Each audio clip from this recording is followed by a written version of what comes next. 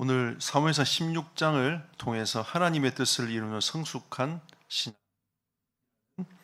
제목으로 말씀을 나누고자 합니다. 이제 우리가 하나님 주신 원단 메시지를 가지고 2023년도를 시작을 했습니다. 우리가 작년에 15장까지 마무리를 했기 때문에 이번 연도는 16장부터 시작해서 말씀들을 이어가도록 하겠습니다. 우리는 하나님의 은혜를 받은 사람들입니다. 우리는 예수 그리스도로 말미암아 그 의로 하나님의 자녀가 되고 더 이상 죄의 종노릇하지 아니하고 하나님의 자녀로 살아갈 수 있는 어마어마한 은혜를 입었습니다. 그것도 감사한 일이지만 하나님이 우리에게 이 복음을 알게 하시고 복음운동, 전도운동할 수 있도록 우리를 이끌어 주셨습니다. 또 여러분들은 후대를 키울 수 있는 교사로 하나님이 부르셔서 이 일들을 하도록 하나님이 이끌어 가시는 것 아니겠습니까? 우리가 받은 이 은혜를 헛되이 여기지 맙시다. 하나님은 우리에게 주신 이 은혜와 축복이 한이 없습니다. 여러분과 제가 하나님께 가까이 가고 누리는 만큼 그 은혜와 축복은 계속 커지게 되어 있습니다. 하나님의 그 사랑과 은혜는 깊이가 한이 없죠. 그래서 우리는 그 비밀과 축복들을 누리면 누릴수록 많은 것을 얻어낼 수 있습니다. 은혜를 헛되이 받지 마시고 이번 연도에 하나님이 주시는 이 언약을 굳게 붙잡고 현장의 망대를 세우기 위한 교회 망대 그리고 개인의 망대를 세워나가는 은혜의 우리 교사들이 또 렘넌트들이 되시기를 예수 이름으로 축복합니다. 오늘 이 16장 말씀을 가지고 왜 하나님의 뜻을 이루는 성숙한 신앙이라고 말씀을 잡았냐면 오늘 16장을 가만히 보면 첫 번째 인물은 시바라는 인물이 나오고요. 두 번째는 시므이라는 인물이 나오고 세 번째는 압살롬의 인물이 나옵니다. 이 시바가 어떤 사람이냐면 그 몸종으로서 그 청지기 역할을 감당하고 있었던 사람이 시바입니다. 이 시바가 다윗에게 와가지고 이런저런 얘기를 하면서 당신이 그 요나단의 아들을 돌보고 있지 않느냐, 그 요나단의 아들이 당신을 배반했습니다 라고 거짓으로 얘기를 하는 거죠. 그래서 그 요나단의 아들의 재산을 자기가 소유하도록 만들어 갑니다. 또 시므이는 이 다윗이 도망 나가는 것들을 압살롬에 의하여 도망 나가는 걸 보면서 저주하면서 돌을 던지지 않습니까? 그리고 그 성에 들어간 압살롬은 아버지의 그 후궁들을 범하는 일들을 하는 게 오늘 전체 16장의 내용입니다. 왜 이 말씀을 가지고 하나님의 뜻을 이루는 성숙한 신앙이라고 했을까요? 사람들은 다 자기가 원하는 걸 향하여 갑니다. 오늘 시바도 자기가 원하는 걸 얻기 위해서 가고요. 시므이도 그동안 가지고 있던 그 상처, 가지고 있던 원한을 갖다가 다윗이 어려움을 당하니까 그걸 막 쏟아내는 거죠. 그리고 압살롬도 늘 생각이 자기가 왕이 되어야 되겠다라는 생각을 가지고 있었다는 거죠. 하나님의 뜻과는 전혀 관계없는 삶들을 살아갔습니다. 하나님의 은혜와 축복을 받았음에도 불구하고도 그 은혜를 저버리는 인물들이 쭉 서술대에서 나오는 거죠. 그래서 우리는 하나님의 뜻을 이루는 성숙한 신앙인으로서 응답을 받읍시다. 올해 우리가 특별 새벽 기도를 하면서 그동안 이렇게 성경책도 이렇게 걸고 다 참여하시는 분들, 그 다음에 작년에는 자기 이 성경책을 다 이렇게 또 줬단 말이죠. 올해는 성경책을 안 줘서 그런지 예배당에 안 나와요. 예배당에 안 나와. 그래서 안 그래서 그런 건가? 저는 2023년도를 시작하면서 어떤 생각을 했냐면 이제 우리가 좀 성숙해보자. 아마 아이패드를 걸었으면 아이들이 아마 눈 부릅뜨고 잠을 안 자고 해서 나왔을 겁니다. 그런데 우리는 그걸 넘어서서 우리가 진짜 하나님께 집중하면서 하나님의 은혜를 받는 우리가 성숙한 우리 신앙인이 되어보자. 언제까지 우리가 이렇게 하십시오, 저렇게 하십시오 해서 우리가 그 신앙생활을 유지해갈 것인가? 아니면 우리가 성숙한 신앙이 되어서 언약을 딱 붙잡고 하나님의 인도를 받아가는 사람이 될 것인가? 하나님은 오늘 이 말씀을 통해서 우리에게 하나님의 뜻을 이루는 성숙한 신앙인이 되기를 원하시는 것입니다. 그러면 첫 번째, 하나님의 뜻이 무엇입니까? 하나님 뜻이 무엇이길래 하나님은 우리에게 하나님의 뜻에 대한 얘기를 하시는 겁니까? 창세기 3장 1절 6절을 통해서 우리 인간은 죄에 완전히 사로잡힌 인생이 되었습니다. 죄 아래에 놓여있는 인생이 된 거죠. 우리가 지금 로마서를 통해서 계속 확인을 하고 있습니다. 로마서 5장 12절에 보니까 그 한 사람, 이 아담으로 말미암아 죄가 세상에 들어왔다고 했습니다. 그 아담이 하나님 앞에서 그 불순종한 그 죄로 말미암아 죄가 세상에 들어왔다. 그 죄로 말미암아 사망이 모든 사람에게 이르게 되었다라고 말씀하고 있습니다. 그래서 오늘 로마서 6장 23절에 죄의 싹은 사망이요. 죄의 싹은 사망이라고 했습니다. 사망이 따라 들어왔어요. 죄가 들어오고 사망이 들어왔단 말이죠. 그리고 로마서 5장 17절에 그 한 사람으로 인하여 사망이 왕노릇한다고 했습니다. 어둠의 세상 주관자에게 영적인 죽음으로 완전히 사로잡혀서 종노릇하는 그런 인생으로 바뀌어졌다. 그러면 하나님의 뜻이 무엇입니까? 하나님의 뜻은 다른 것이 아니라 로마서 6장 6절에 보니까 그리스도와 우리 인생이 연합하기를 원하시는 겁니다. 왜 어떻게 연합하기 원하시냐? 그리스도의 죽으심과 부활로 연합하기를 원하신다는 거죠. 예수 그리스도와 함께 죽는다는 것은 죄에 대해 죽는 것이고, 그리스도와 함께 부활한다는 것은 생명을 얻는 것이라고 로마서 6장 6절에 말씀하고 있습니다. 더 이상 우리가 죄의 종노릇 하지 말라고 하는 거죠. 이게 하나님의 뜻입니다. 하나님의 백성으로 하나님이 삼아주셔가지고 그 의를 입은 하나님의 사람은 죄에게 종노릇 하지 말고 사단에게 종노릇 하지 말라. 이게 하나님의 뜻인 거죠. 그리고 사도행전 13장 48절에 보니까 영생을 주기로 작정된 자가 있다. 그러면 하나님은 지금도 이 구원 사역을 위하여 계속 일하고 계시는 겁니다. 하나님의 뜻은 이 생명의 복음이 그 작정된 자들에게 선포가 되어지고 그 선포됐을 때에 하나님의 시간표에 따라서 그들을 건지고 구원하기를 원하신다는 거죠. 이게 하나님의 뜻입니다. 근데 이런 사람들은 우리 주변에도 있어요. 우리 주변에도 이 복음을 받을 사람들이 쭉 있는 겁니다. 하나님은 여러분과 나를 통하여 이 생명의 복음이 증거되어져 가기를 원하시는 거죠. 그럼 우리 여기에 렘넌트도 있습니다. 렘넌트 주변에도 있어요. 왜? 친구들. 많은 친구들이 있지 않습니까? 아이들 학교 주변에 친구들 정말 많습니다. 요즘엔 학교만 갑니까? 학원도 갑니다. 학교를 초월해서 아이들이 만나요. 그게 다 전도 바칩니다. 이 생명의 복음을 전달할 수 있는 전도의 밭이 쫙 오는 거죠. 영생을 주기로 작정된 자 있습니다. 그럼 우리는 누군지를 모르기 때문에 문을 두드려 봐야 되지 않겠습니까? 예수 믿으라고 문을 두드려 봐야 됩니다. 그러면 그 문에 합당한 사람들을 하나님께서 부르시는 거죠. 영생을 주기로 작정된 자가 있단 말이에요. 다 복음을 전한다고 해서 그 사람들이 예수님 영접하고 돌아온 것이 아니라 그때의 그 시간표에 하나님이 작정된 자는 돌아오게 되어 있습니다.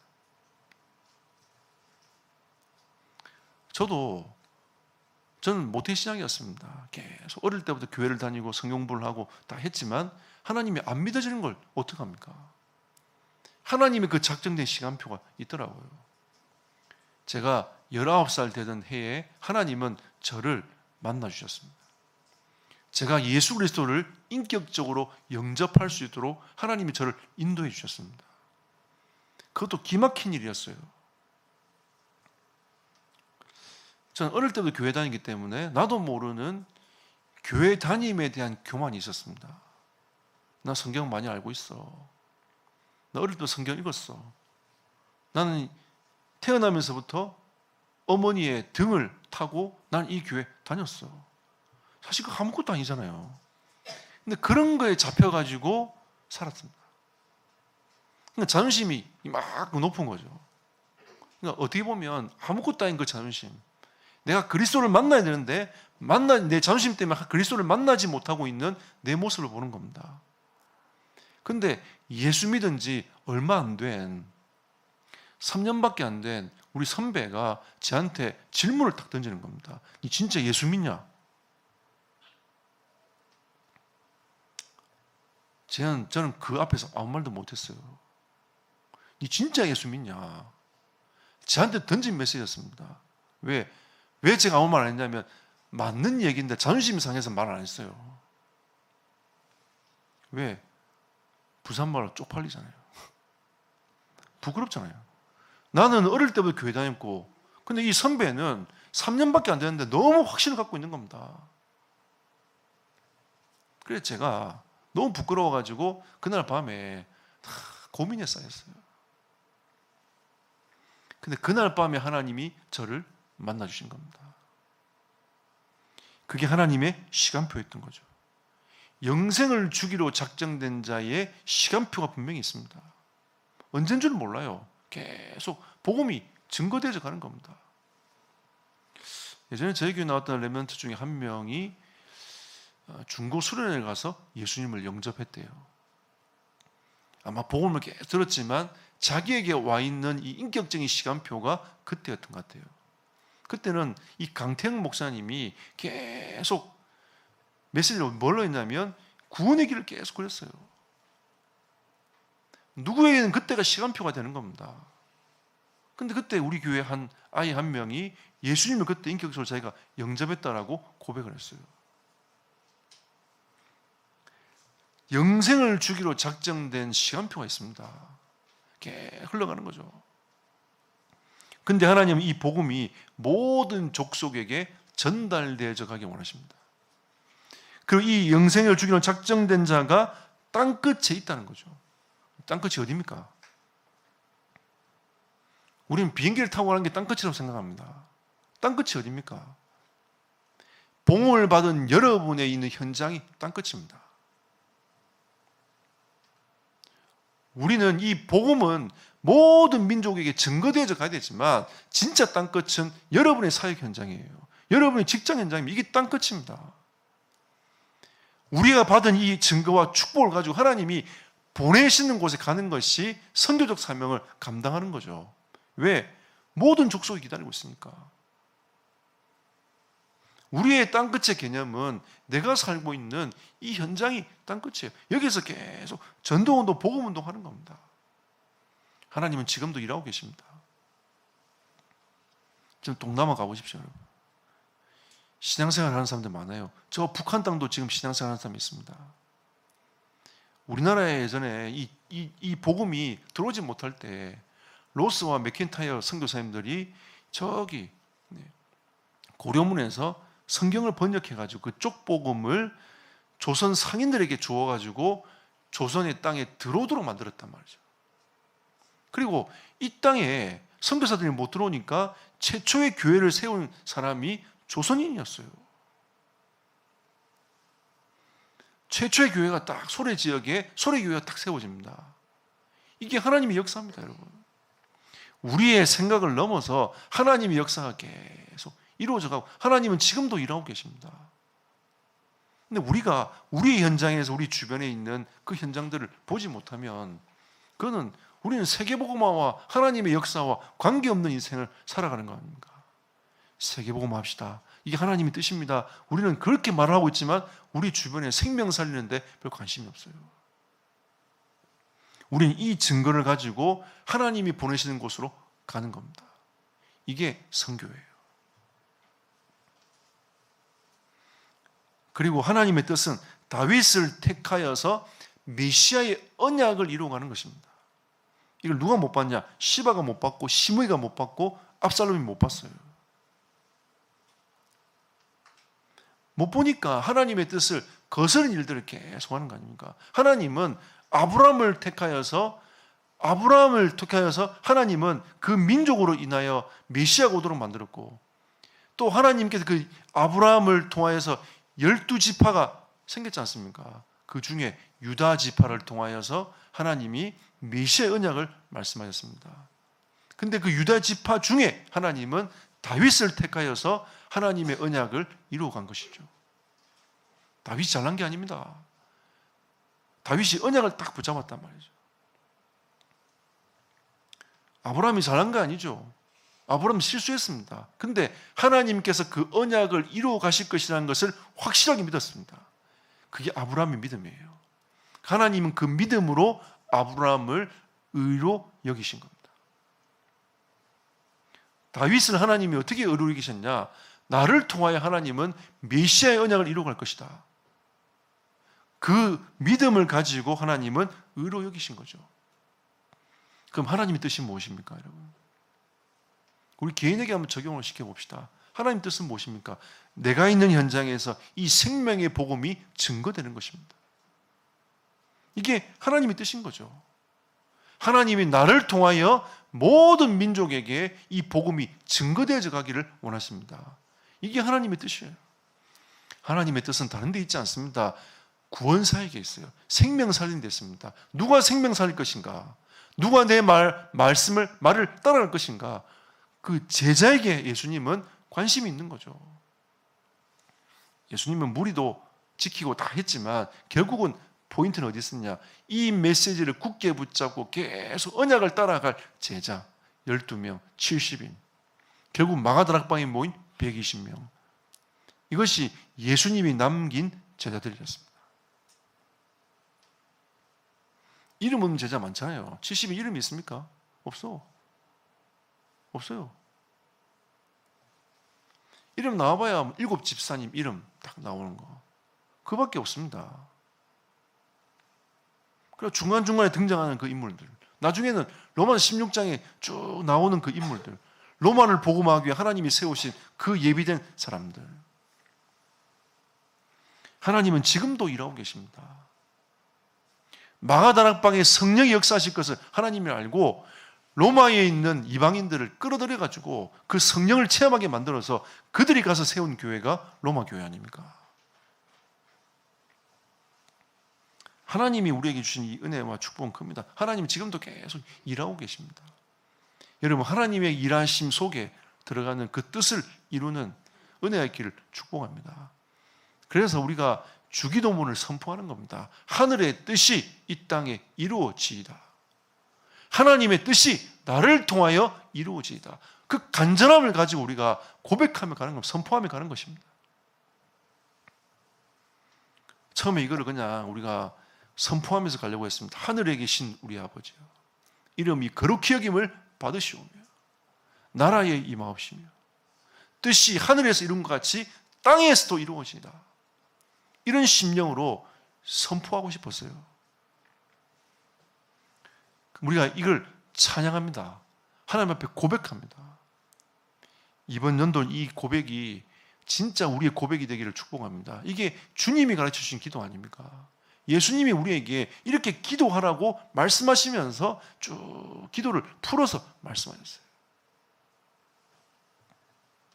하나님의 뜻이, 하늘의 뜻이 이 땅에 이루어지도록, 여러분의 인생이 하나님의 뜻이 여러분을 통해서 이루어지도록 여러분 간절한 심령으로 기도하시기를 예수 이름으로 축복합니다.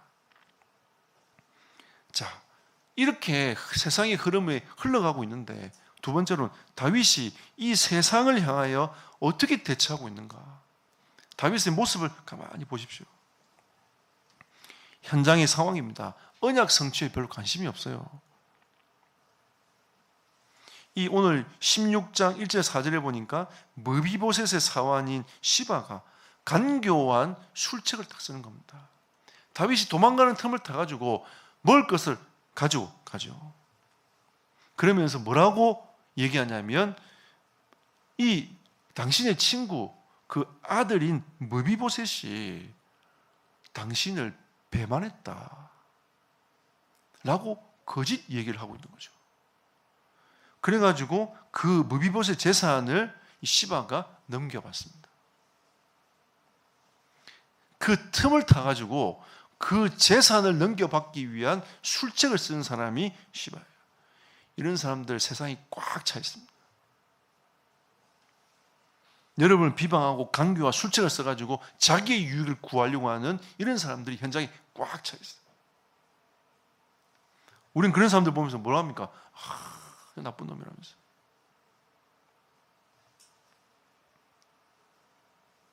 그리고 사무엘상 오늘 우리 본 말씀 읽었습니다.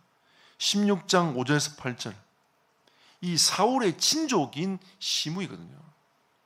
그 시므이가 이유를 가지고 다윗을 저주합니다. 여러분 뭐라고 저주합니까? 5절부터 보십시오. 다윗 왕이 바후림에 이르러 거기에서 사울의 친족 한 사람이 나오니 게라의 아들이요 이름은 시므이라. 나오면서 계속 저주하는 거죠. 6절에 또 다윗과 다윗 왕의 모든 신하들을 향하여 돌을 던지니, 저주하며 돌을 막 던지는 겁니다. 7절에 시므이가 저주하는 가운데 이와 같이 말하니라. 피를 흘린 자여 사악한 자여 가거라 가거라. 왜 그렇습니까? 하나님이 세우신 사울 왕 가문이 왕의 쭉 흐름을 이어가야 되는데 다윗이 그 왕위를 쟁탈했다라고 시므이는 생각을 하는 겁니다. 하나님께서 다윗을 세웠다라고 인정하지 아니하고 자기들은 그 핏값을 다윗이 가지고 갔다라고 생각을 하는 거죠. 당연히 그럼 네가 압살롬에 의하여 도망가는 건 당연한 거다. 저주받아 마땅한 놈이야. 돌마다 죽을 놈이야 하면서 계속 저주하면서 얘기합니다. 나중에는 발 막 차면서 티끌이 막 오르도록 만들어가지고 돌 던지면서 막 저주합니다. 여러분, 시므이에게 왜 이유가 없겠습니까? 나름대로 시므이는 그 이유를 가지고 다윗을 저주했어요. 근데 이 이유가 지극히 누구 겁니까? 하나님과 관계없어요. 자기 개인적인 겁니다. 개인적인 거예요. 하나님의 뜻하고 관계없어요. 그걸 갖다가 늘 가지고 있었던 거예요. 한번 기회가 온다. 기회가 오면 내가 이 다윗을 어떻게 한번 해보겠다. 늘 삶 자체가 그 가슴 속에 상처와 저주 가운데 삶을 살았던 인물이 시므이예요. 그럼 이거 평상시에 묵상이 안 되면요, 안 됩니다, 여러분. 평상시에 시므이는 늘 그 생각이 있었던 거예요. 전 다윗 나쁜 놈. 우리가 원래 왕가인데 저 인간이 그 왕위를 찬탈했다면서 늘 그 생각 갖고 있던 사람이 시므이란 말이에요. 그리고 또 그거를 실행에 옮기는 거 쉽지 않습니다. 근데 시므이는 그걸 실행에 옮겼어요. 돌을 던지면서 저주하면서 자기 나름대로 이유를 막 얘기하는 겁니다.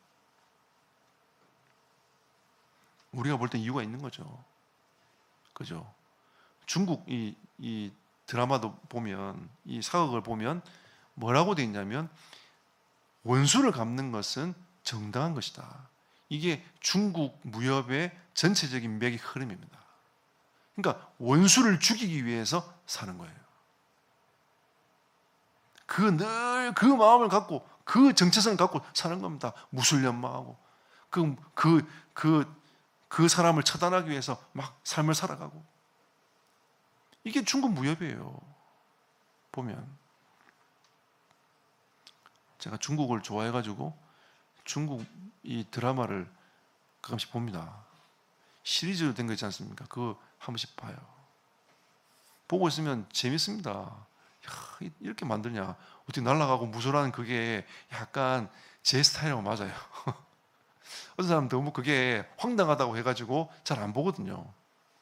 근데 또 약간 인도는 또 조금 달라. 그 황당함이 약간 좀 달라요. 예. 중국의 황당함과 인도의 황당함 좀 달라. 진짜 이 인도는 뭔가 이렇게 이 귀신의 어떤 흐름이 있어가지고, 그 신의 흐름이 있어가지고 그 신의 흐름과 항상 관계가 있습니다. 다 그렇게 가는 거죠.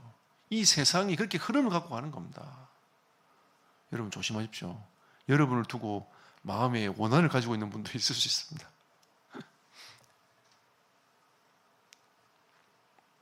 그리고 사무엘상 16장 20절 22절에 압살롬은 무혈 입성하지 않습니까? 다윗이 왕궁을 버리고 도망갔어요. 아들하고 싸울까 봐, 피 흘릴까 봐 도망갔단 말이죠.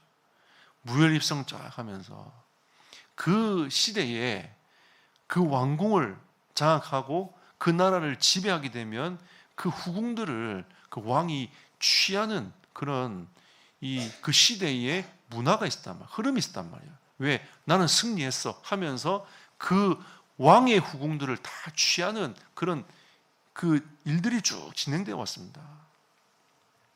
압살롬이 그 짓을 하는 거예요. 내가 세상 승리자의 모습으로 나아가겠다. 그러면서 그 세상 승리자의 모습에 취해 있던 사람이 압살롬이었습니다. 난 내 힘으로 왕이 되었어. 난 내 힘으로 이걸 쟁탈했어. 라고 하면서 흐름을 쭉 타고 가는 거예요. 그리고 16장 23절 보십시오. 그때의 아이도벨이 베푸는 계략은 사람이 하나님께 물어서 받은 말씀과 같은 것이라 했습니다. 그러니까 이들이 아이도벨이 계략을 짜고 하는 그 모든 것이 하나님의 말씀을 받은 것처럼, 하나님께 말씀을 받은 것처럼 그 말을 신뢰했다고 했습니다. 이런 거 많죠? 진짜 능력 있는 사람이 네 사업 도와줄게. 걱정하지 마라. 하나님 말씀보다 그 말을 더 확실하게 믿습니다. 네 걱정하지 마. 내가 도와줄게. 하나님의 말씀과 하나님의 인도하심보다 그 말을 더 의지하고 가는 거죠. 이게 지금 우리의 모습이기도 하고 세상의 모습이기도 합니다.